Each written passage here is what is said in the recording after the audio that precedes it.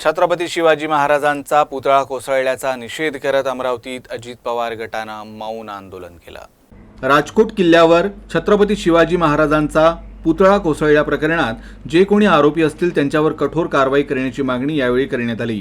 बियाणी चौकातील मा जिजाऊच्या पुतळ्यासमोर बसून हे मौन आंदोलन करण्यात आलं। अध्यक्ष सन्मान तटकरे साहेब यांच्या आदेशामध्ये आज मुख्य मोर्चा आणि निवेदन जेणेकरून जे दोषी असतील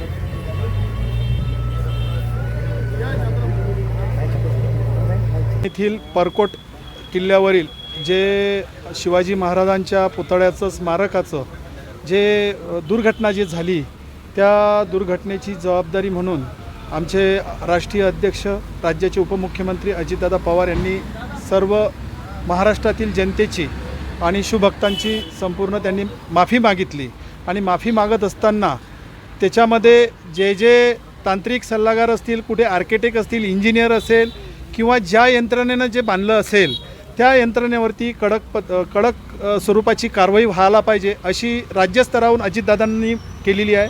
त्याच पद्धतीनं आज अमरावती जिल्ह्यातील ह्या ठिकाणी जर बघितलं तर असं कुठलंही हे नाही आहे। जे सर्व शिवभक्त आहेत, इथे मुस्लिम असतील, सर्व हिंदू असतील, सर्व एकत्रित येऊन ह्या ठिकाणी सर्वांनी ह्या सर्व याचा झालेल्या घटनेचा निषेध व्यक्त केलेला आहे।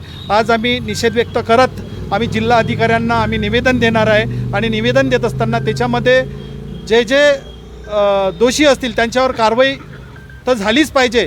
पुन्हा त्या ठिकाणी अशी वास्तू झाली पाहिजे की आणि अशा पद्धतीचा तो पुतळा उभारला गेला पाहिजे की जेणेकरून असा पुनर्वृत्ती त्या ठिकाणी किंवा पुनर्घटना होऊ नये याची काळजी प्रशासनानं घ्यायला पाहिजे अशी आजच्या आमच्या निषेध आंदोलनाच्या माध्यमातून आम्ही मागणी करतो।